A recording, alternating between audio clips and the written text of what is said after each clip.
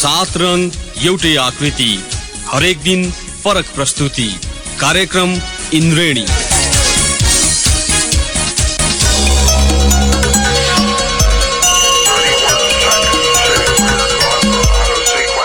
नमस्कार श्रोता, रेडियो कान्तिपुरको नियमित स्तम्भ इन्द्रेणीमा यहाँलाई स्वागत छ।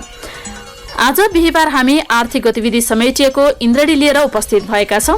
सदाझै आज पनि कार्यक्रममा हामी साताभरका प्रमुख आर्थिक समाचार, कृषि सम्बन्धी केही समाचार तथा समसामयिक विषयमा एउटा अन्तर्वार्ता प्रस्तुत गर्नेछौं। कार्यक्रम सुरु गरौं साताभरका प्रमुख आर्थिक समाचारबाट। कोरोना कोभिड-19 भाइरस फैलिनु पूर्व नै विश्व अर्थतन्त्रमा देखिएको मन्दीले नेपाल आउने रेमिट्यान्समा प्रभाव देखिएको छ। गत माघसम्म रेमिट्यान्स भित्रिने वृद्धि दर घटेको छ। 2075 माघको तुलनामा यो वर्षको माघसम्ममा 0.5% कम रेमिट्यान्स भित्रिएको हो। यो महिना मात्र होइन, गएका 7 महिनामध्ये 4 वटामा रेमिट्यान्स आयात गत वर्षको तुलनामा घटेको छ।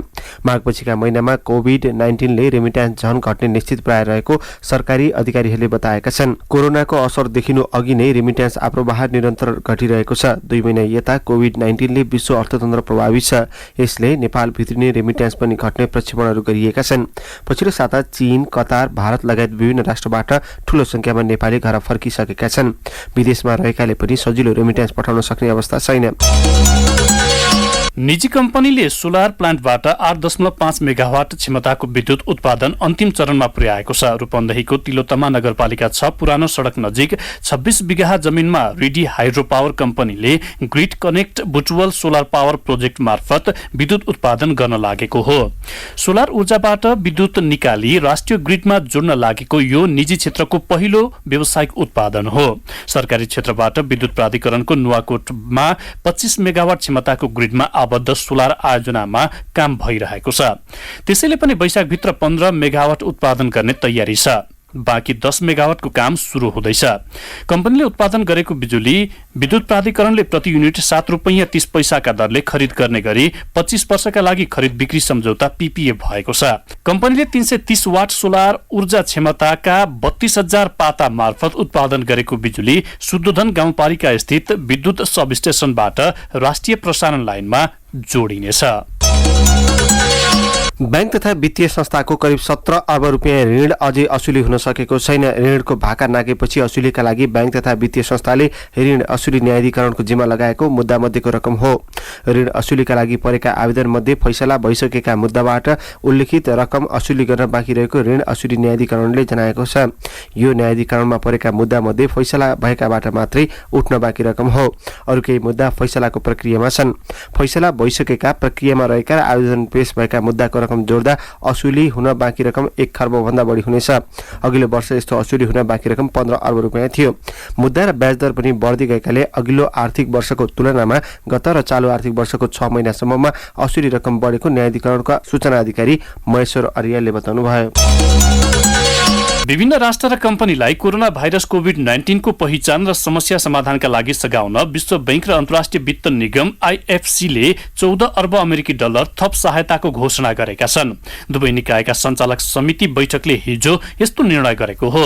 विश्व बैंक समूहको सदस्य IFCले 14 अर्ब डलरको प्याकेज मध्ये कोभिड-19 सम्बन्धी सहयोग यस अघिको 6 अर्ब डलरबाट वृद्धि गरी 8 अर्ब डलर पुर्याउने घोषणा गरेको छ। IFC को सहयोग कोभिड-19 को तीव्र विस्तारका कारण आर्थिक गिरावटको मारमा परेका निजी कम्पनी र तिनका कर्मचारीका लागि हो। IFCले उपलब्ध गराउने वित्तीय सुविधाको ठूलो हिस्सा यसका ग्राहक बैंक संस्था मार्फत परिचालन हुनेछ।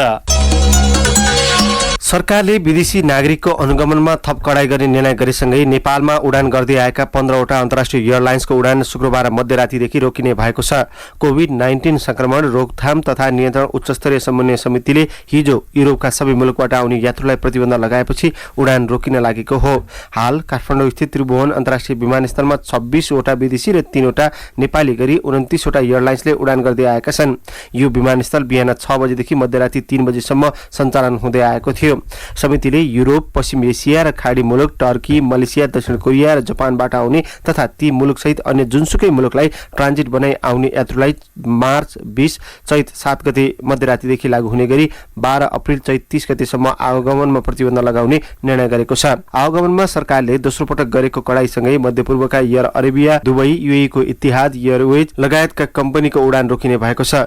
युरोप जोड्ने टर्किश एयरलाइन्स तथा पूर्वी एसियाबाट काठमाडौँ आउने हङकङको क्याथे ड्रागन, दक्षिण कोरियाको कोरियन एयर, मलेसियाको मलेसियन एयरलाइन्स, मालिन्दो एयरको पनि शनिबार बिहानदेखि उडान रोकिने भएको छ। यस्तै मध्यपूर्वमा उडान गर्दै आएका नेपाल एयरलाइन्स र हिमालयन एयरलाइन्सका उडान पनि रोकिँदैछन्। नेपाली दूरसञ्चार बजार विगत 3 वर्षदेखि विस्तार हुन सकेको छैन। केही वर्ष यता दूरसञ्चार बजार 1 खर्ब वरपर रोकिएको छ। दूरसञ्चार बजार केही वर्ष यस्तो देखिए पनि आगामी वर्ष डाटा सेवाको विस्तारका कारण बढ्दै जाने नेपाल दूरसञ्चार प्राधिकरणका अध्यक्ष पुरुषोत्तम खनालको टिप्पणी छ। उहाँले भन्नुभयो, अहिले भोइसको आमदानी बढ्ने र डाटाको आमदानी घट्ने क्रममा छ। डाटाको प्रयोग बढ्दै जाँदा टेलिकम बजार पनि विस्तार हुन्छ।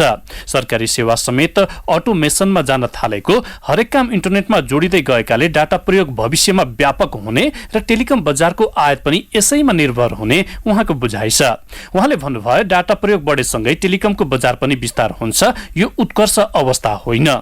5 वर्ष अघि 87.5 अर्ब रुपैयाँ रहेको नेपाली दूरसञ्चार बजार 3 वर्ष यता 1 खर्ब वरपर अड्किएको छ।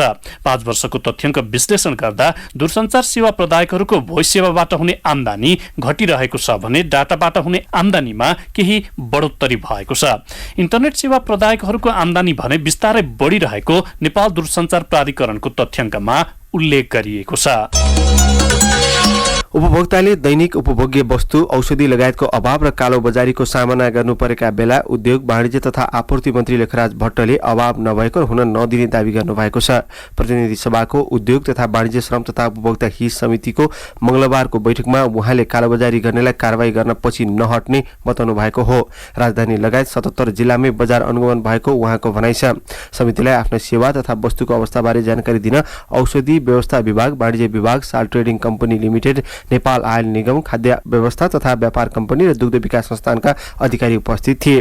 समितिका सदस्यले कोरोना संक्रमणको त्राससँगै दैनिक उपभोग्य वस्तुको अभाव भएको, कालोबजारी, महँगी बढेको, बजार अनुगमन नभएको, आपतकालीन अवस्थाका लागि सरकारले तयारी नगरेको लगायतका गुनासो गरेका थिए। समितिले उद्योग मन्त्री, सचिव तथा विभिन्न विभागका तथा संस्थानका प्रमुखसँग जानकारी माग्दै उपभोग्य वस्तुको सहज व्यवस्था गर्न र बजार अनुगमनलाई तीव्र पार्न निर्देशन दिएको थियो। सुन्दै हुनुहुन्थ्यो साताभरका प्रमुख आर्थिक समाचार। कार्यक्रममा अब प्रस्तुत छ कृषि सम्बन्धी केही समाचारहरू।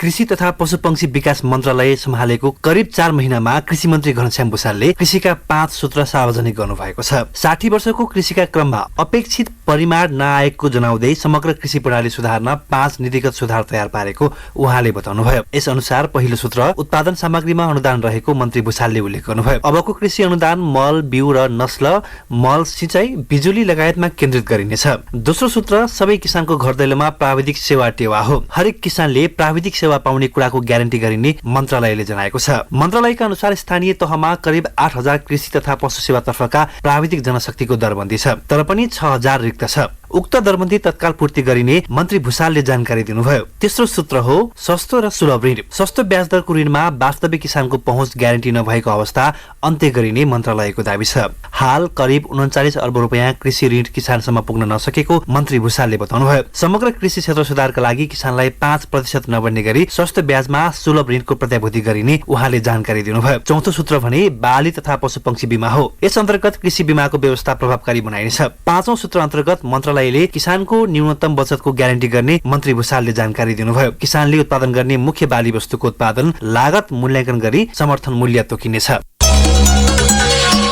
अदुवाको मूल्यमा वृद्धि भएपछि धनकुटाका कृषक उत्साहित भएका छन्। भारतमा निकासी बढ्नुका साथै स्थानीय बजारमा समेत खपत बढेपछि अदुवाको मूल्यमा अघिल्लो वर्षको तुलनामा यस वर्ष प्रति केजी 30 रुपैयाँले वृद्धि भएको हो। हाल कृषकले औसत रूपमा प्रति केजी 80 रुपैयाँमा अदुवा बिक्री गरिरहेका छन्। धनकुटा नगरपालिका 2 अन्तर्गत भिरगाउँका कृषकले आफ्नै बारीमा उत्पादन गरेको अदुवा यस वर्ष पहिलो पटक उच्च मूल्यमा बिक्री गर्न पाएको बताए। अदुवा खेतीमा विगत वर्षभन्दा रोगको सामना कम गर्नु परेको र भारततर्फको निकासी सहज भएकाले मूल्य उकालो लागेको कृषि ज्ञान केन्द्र स्रोतको भनाइ छ। जिल्लाको धनकुटा नगरपालिका, शहीद भूमि, साँगुरी गढी र पाखरीबास नगरपालिकाका विभिन्न स्थानमा व्यावसायिक अदुवा खेती हुने गरेको छ। कृषि ज्ञान केन्द्रको तथ्याङ्क अनुसार गत आर्थिक वर्षमा 235 हेक्टर क्षेत्रफलबाट 3903 मेट्रिक टन अदुवा उत्पादन भएको थियो। तर यस वर्ष अघिल्लो वर्ष भन्दा उत्पादन उल्लेख्य वृद्धि हुने कृषि ज्ञान केन्द्र प्रमुख हृदयराम पोखरेलले बताउनुभयो।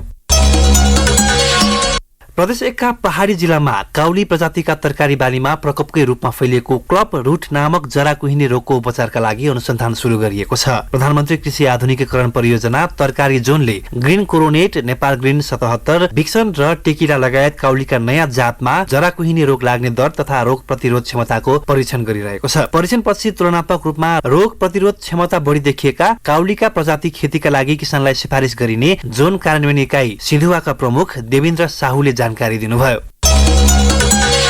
पाल्पामा लगाइएको कफीका बोटमा रोगको प्रकोप देखिएपछि कृषक चिन्तित बनेका छन्। गत मङ्सिरदेखि नै कफीमा अलिअलि रोग देखिन थालेको हो। यो प्रकोप अझैसम्म देखिएको छ। जिल्लाका धेरै कफीका बोट मर्ने र दाना सुकेर कालो हुँदै जाने समस्या देखिएको छ। पालुङ मैदानी, देउराली, खस्यौली लगायत गाउँमा अझ बढी प्रभावित बनाएको जिल्ला कफी व्यवसायी संघले जानकारी दिएको हो। बाहिर हेर्दा राम्रै लागेका दाना पनि भित्र हेर्दा बिग्रेको पाइएको कफी प्राविधिक कमल खनालले बताउनुभयो। केही स्थानमा स्तरगत अनुगमन पनि गरिसकिएको उहाँको भनाइ छ। यस वर्ष कफी उत्पादनमा 50% कमी आउने अनुमान गरिएको छ। पाल्पाको तानसेन नगरपालिका, रैनादेवी छहरा, बगनासकाली गाउँपालिका, माथागढी, रम्बा गाउँपालिकामा व्यावसायिक कफी खेती हुन्छ। वार्षिक 25,000 देखि 3 लाख रुपियाँसम्म आमदानी लिने किसान रहेको संघले जनाएको छ। संघ मार्फत पार्चमेन्ट कफीको प्रति किलो 550 र ड्राई चेरीको 170 रुपियाँमा प्रति किलो बिक्री हुँदै आएको छ। निजी व्यापारीले पनि गाउँमा कफी संकलन गर्दै हिँड्छन्। उनीहरूले बिक्री गर्ने रेकर्ड भने संघमा हुँदैन। गत आर्थिक वर्षमा पाल्पामा 16.6 टन पार्चमेन्ट कफी संकलन भई बिक्री भएको संघको तथ्याङ्क छ। जिल्लाबाट औसत वार्षिक 20 टन कफी निकासी हुने गरेको छ। धनकुटाको छथर जोरपाटी गाउँपालिकाले खडेरीग्रस्त किसान परिवारलाई मकैको बिउ उपलब्ध गराएको छ। छथर जोरपाटी गाउँपालिकाको वडा नम्बर 4 मा पर्ने सुखाग्रस्त क्षेत्रका 240 घर किसानलाई 10 किलोका दरले मनोकामना 3 र सिवान प्रजातिको मकैको बिउ वितरण गरेको हो। गएको वर्ष परेको लामो खडेरीका कारण छथर जोरपाटी गाउँपालिकाको पाथीभरा, पिप्ले, फाडिरे र मार्से र खामनेरा जस्ता सुखाग्रस्त क्षेत्रका किसानले मकैको बिउ समेत उठाउन सकेका थिएनन्। साताभरका प्रमुख आर्थिक समाचार तथा कृषि सम्बन्धी समाचार हामीले प्रस्तुत गरिहाल्यौं।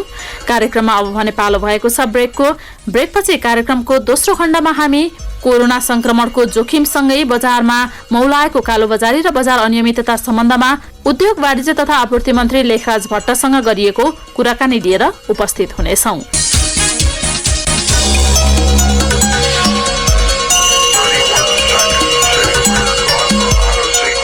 ब्रेकपछि यहाँलाई पुनः स्वागत छ। यहाँहरू सुन्दै हुनुहुन्छ कार्यक्रम इन्द्रेडी अन्तर्गत आज बिहिबार हामी आर्थिक गतिविधि प्रस्तुत गरिरहेका छौं।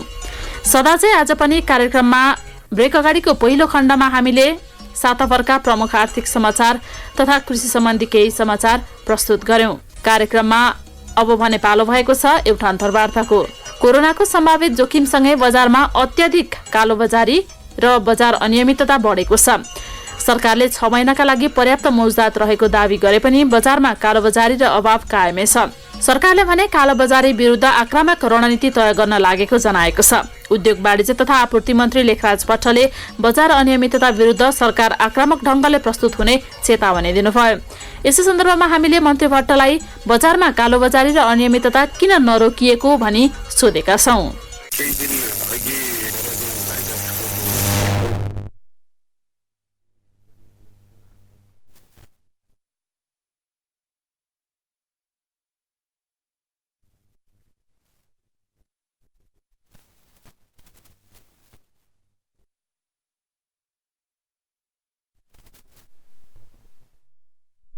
विशेष गरी चामल, नुन, तेल यो खालको वस्तुहरू सङ्ग्रह गर्ने प्रवृत्ति बढेछ। अब तपाईँको फेरि हरेक भित्र समाजभित्र केही न केही गलत प्रवृत्ति पनि हुन्छ। त्यो गलत प्रवृत्तिले यो मौकामा मैले फाइदा उठाउन सक्छु कि भन्ने त्यो पनि हो र त्यसलाई नियन्त्रण गर्न हामीले एउटा वाणिज्य विभाग जो छ त्यसको टिमहरू गरेछ। औषधि व्यवस्था विभाग र हाम्रो वाणिज्य विभागको संयुक्त टिमले पनि अनुगमन गरिरहेछ, कारवाही पनि गरिरहेछ। त्यही हामीले आफ्नो काम गरिरहेछौँ र मेरो अपिल के हो भने उपभोक्तालाई पनि अनुगमनकर्ता बदलिनु पर्यो। जहाँ अभाव